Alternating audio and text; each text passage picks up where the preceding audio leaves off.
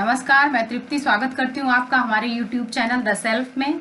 हमारा group UPSI परीक्षा की तैयारी करवा रहा है, जिसकी जानकारी के लिए आप इस लिंक के थ्रू हमारा टेलीग्राम चैनल ज्वाइन कर सकते हैं और पेड कोर्स की जानकारी के लिए इस नंबर पर कॉल या व्हाट्सएप कर सकते हैं। और हमारा ग्रुप वीडियो के डिस्क्रिप्शन में आपको हमारे क्विज का लिंक और हमारे डिस्कशन ग्रुप का लिंक मिल जाएगा, जिसे आप सब्सक्राइब करें ताकि कोई भी क्वेरी आसानी से सॉल्व की जा सके। चलिए शुरू करते हैं आज का वीडियो। और हमारा पहला क्वेश्चन है, कारक का क्या कार्य है? वाक्य में संबद्धता द्वारा सार्थकता प्रकट करना, वाक्य को सुंदर बनाना, वाक्य के भाव को प्रकट करना या वाक्य की कमियों को प्रकट करना। इसका आंसर है वाक्य में संबद्धता द्वारा सार्थकता प्रकट करना। कारक का कार्य होता है कि किसी भी वाक्य को अर्थपूर्ण बनाना। अगर हम अलग अलग शब्दों को लिखेंगे और उनमें उनका संबंध आपस में नहीं होगा तो उस वाक्य का अर्थ समझ नहीं आएगा। जैसे कि मान लीजिए रचना, शैली, लिखती है, इसमें हमें कुछ वाक्य का एक जो अर्थ होना चाहिए समझ नहीं आ रहा है। अगर हम लिखते हैं कि रचना शैली को लिखती है तो ये समझ आ जाएगा कि यहाँ पे रचना ने शैली के लिए कुछ लिखा। तो यहाँ पे को कारक है, अर्थात वाक्य में संबद्धता द्वारा सार्थकता लाता है कारक। हमारा अगला क्वेश्चन है, निम्नलिखित कारक और विभक्तियों को सुमेलित कीजिए। कर्म को संप्रदान के लिए अधिकरण में पर अपादान से। हमारे कारक 8 कारक होते हैं और उनकी विभक्तियां निश्चित होती हैं। जैसे कर्ता ने, कर्म को, करण से, संप्रदान के लिए, अपादान से अलग होने के लिए, संबंध का, की के, नानी ने, रारी रे, अधिकरण में पेपर और संबोधन हे, हो, हरे।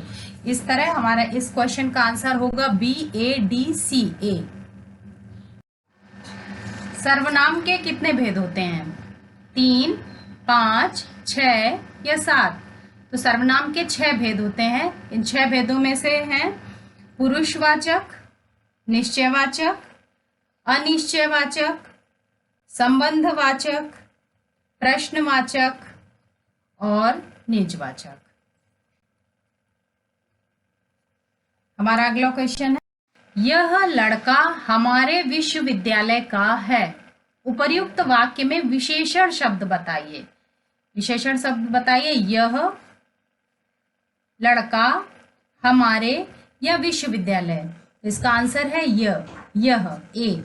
यह लड़का मतलब लड़के की विशेषता बता रहा है। यह विशेषण के 4 प्रकार के विशेषण होते हैं, जैसे कि गुणवाचक विशेषण, संख्यावाचक, परिमाणात्मक और सार्वनामिक या सांकेतिक। तो यह सांकेतिक या सार्वनामिक प्रकार का विशेषण है। हमारा अगला क्वेश्चन है, वाक्य काला घोड़ा दौड़ा में विशेष्य क्या है? काला, दौड़ा, घोड़ा या इनमें से कोई नहीं। इसका आंसर होगा घोड़ा, सी। वाक्य में काला विशेषण है, घोड़ा विशेष्य है। विशेष्य वो होते हैं जिनकी विशेषता बताई जाती है, अर्थात संज्ञा शब्द। संज्ञा जो होता है वाक्य में वो विशेष्य होता है। तो इस वाक्य में विशेष्य घोड़ा है। अग्नि विशेष्य है, इसको विशेषण में परिवर्तित कीजिए। आग, अग्निशमन, चिंगारी या आग्नेय। इसका आंसर होगा डी, आग्नेय। अगला क्वेश्चन, ऋषि विशेष्य को विशेषण में परिवर्तित कीजिए।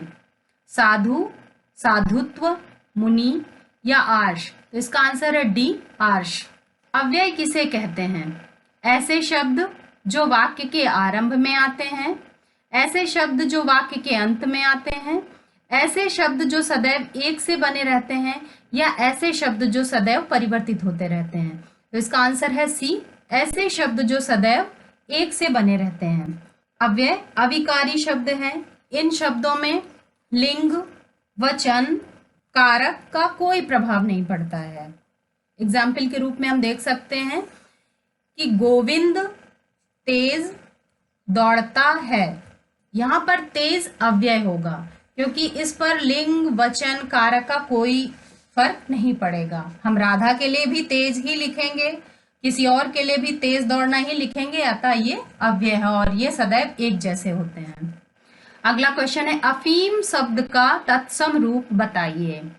अहफीम, अहफेम, अहिफेन या आफीम। इसका ऑप्शन है सी, अहिफेन। हमारा अगला क्वेश्चन है, निम्नलिखित तद्भव तत्सम को सुमेलित कीजिए।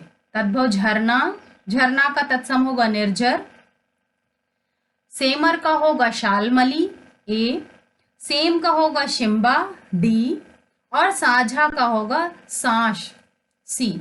हमारा इसमें ऑप्शन होगा C, A, D, B.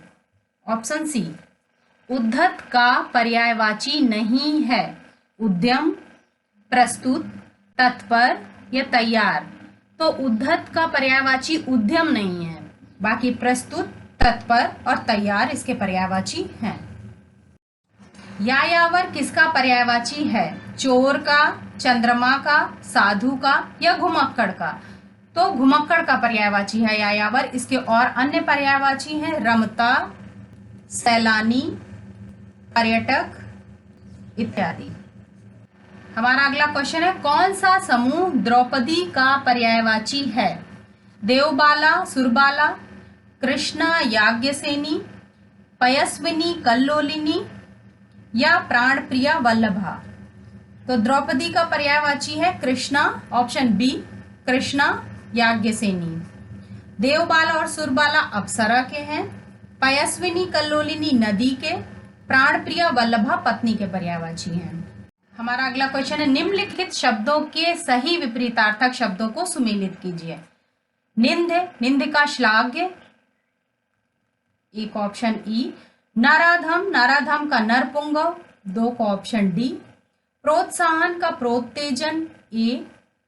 E D ए। प्रगति का प्रतिगमन, बी। और प्रवैगिक का स्थैतिक, सी। तो हमारा ऑप्शन होगा E D A B C, option B. हमारा अगला क्वेश्चन है, प्रस्तुत वाक्य के लिए एक शब्द का चयन कीजिए। वाक्य है, जो पहले कभी नहीं सुना गया। अनुश्रुति, अनुश्रुत, अकथ्य या अशक्य? ऑप्शन बी, अनुश्रुत। हमारा अगला क्वेश्चन है, छोटे से छोटे दोष को खोजने वाला वाक्य के लिए एक शब्द बताइए। छिद्रान्वेषण, छद्मवेश, छिद्रान्वेषी या छीटाकशी? Option C, छिद्रान्वेषी। हमारा अगला क्वेश्चन है, दाई से पेट छिपाना मुहावरे का अर्थ बताइए। डर कर भागना, परास्त करना, जानकार से भेद छुपाना या पराजित करना? तो इसका होगा ऑप्शन सी, जानकार से भेद छिपाना। हमारा अगला क्वेश्चन है, सूखे धान पर पानी पड़ना मुहावरे का अर्थ बताइए। भारी नुकसान होना, दशा सुधारना, सर्वनाश होना या होश उड़ना? तो इसका ऑप्शन है बी, दशा सुधारना। हमारा अगला क्वेश्चन है, तिनके की ओट पहाड़ लोकोक्ति का अर्थ बताइए। केवल ऊपरी दिखावा, अपना सबको प्यारा होता है, अल्प साधन से बड़ा काम सिद्ध करना या अपनों का कोई नुकसान नहीं करता है? इसका ऑप्शन होगा सी, अल्प साधन से बड़ा काम सिद्ध करना। हमारा अगला क्वेश्चन है, महापुरुषों के उपदेशों को अपने जीवन में प्रयोग करो, वाक्य को शुद्ध करिए। पहला है ऑप्शन, महापुरुषों के उपदेश अपने जीवन में प्रयोग करो, महापुरुषों के उपदेशों का अपने जीवन में प्रयोग करो, या महापुरुषों के उपदेशों का प्रयोग अपने जीवन में करो, या महापुरुष अपने जीवन में उपदेशों का प्रयोग करो। इसका सही ऑप्शन है बी, महापुरुषों के उपदेशों का अपने जीवन में प्रयोग करो। इस वाक्य में विभक्ति संबंधी दोष है। हमारा अगला क्वेश्चन है, अभंग एक प्रकार का मराठी छंद होता है, वाक्य को शुद्ध कीजिए। पहला ऑप्शन, अभंग एक मराठी छंद होता है। अभंग छंद मराठी है, अभंग एक मराठी छंद है या अभंग छंद एक प्रकार का मराठी है? इसका ऑप्शन, सही ऑप्शन है सी, अभंग एक मराठी छंद है। और इस वाक्य में अधिक पदत्व का दोष है। अधिक पदत्व मतलब इसमें एक प्रकार जो शब्द है वो ज्यादा लगा दिया गया है, इसका कोई विशेष अर्थ नहीं निकल रहा है, तो इस वाक्य में अधिक पदत्व का दोष है।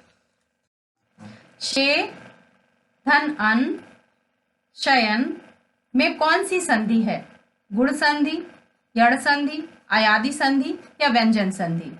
तो इसमें अयादि संधि है। अयादि संधि में ए, अ, ओ, औ के बाद जब कोई स्वर आता है तो ए का अय, ओ का औ, आय का आय, औ का आव हो जाता है। प्रति, धनार्पण, प्रत्यर्पण में कौन सी संधि है? दीर्घ, गुण, यड़ या वृद्धि संधि? तो इसमें यड़ संधि है।